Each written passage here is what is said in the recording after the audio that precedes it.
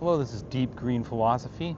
The goal of my executive summary on I wasn't ready for how big this really is to improve upon Professor Richard Wolff's presentation by adding in background knowledge and clarifying assumptions that will help ordinary people to better connect the dots.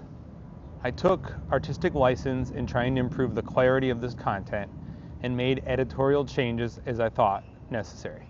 Remember, what is common knowledge or intuitive to an intellectual like Richard Wolff may not be obvious to Joe Everyman or Jane Everyday Woman.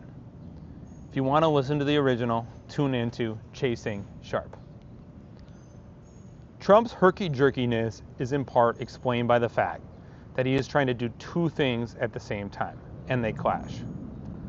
The first thing Trump is trying to do is slow down and reverse the decline of the empire. He declaims against the forever wars. Let's be clear, the United States lost the war in Vietnam. It's the Communist Party of Vietnam that runs that country. They were the adversary. The American military lost the war in Afghanistan.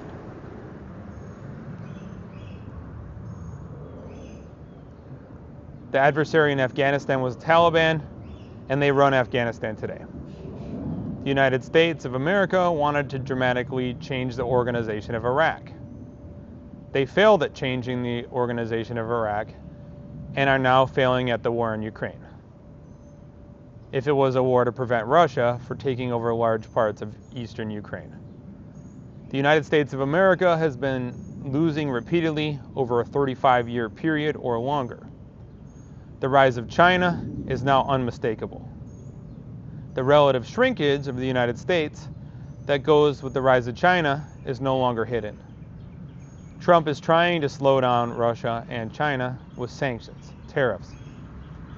The second thing Trump is trying to do is installing rich people in government who are trying to hold on to their wealth and power and luxury that they have been able to accumulate within the empire. This is very typical of declining empires and typically makes the decline worse. The experience of the decline of the empire is offloaded from the rich and the powerful onto everybody else. Mr. Trump is required to slow or reverse the empire's decline. Whether or not he is a success there, he needs to make sure that the people at the top hold on to theirs. If the 10% richest people own 80% of the stock market, Trump's policy has to be focused on the stock market to keep them happy, even if that requires things to be done that are not good for a declining empire. Trump had an on-again, off-again attempt to fire Mr. Powell from the Federal Reserve to get lower interest rates, which the stock market wants. Lower interest rates drive up prices, and tariffs drive up prices.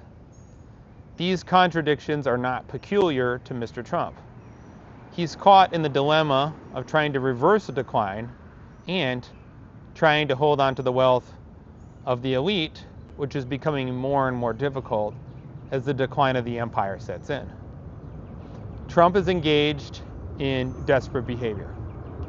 It is old news when a powerful economic player runs out of their dominant position, discovers that others seeking to compete with their dominance have outdone them. The formerly small producer figures out how to beat the big one by making the product cheaper or of a better quality. You start small, and as you become more successful, you target bigger competitors until you become a dominant one yourself. The United States was once a little, unimportant piece of the British Empire, producing a few things at the low end of technology and shipping products like cotton to England, where they made all the textiles and clothing.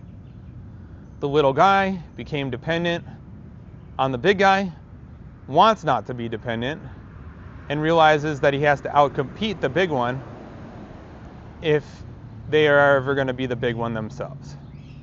What the American colonies did to Britain, the Chinese have recently done to the United States. And this is from I Wasn't Ready for How Big This Really Is by Professor Richard Wolff from Chasing Sharp. I look forward to your questions and comments.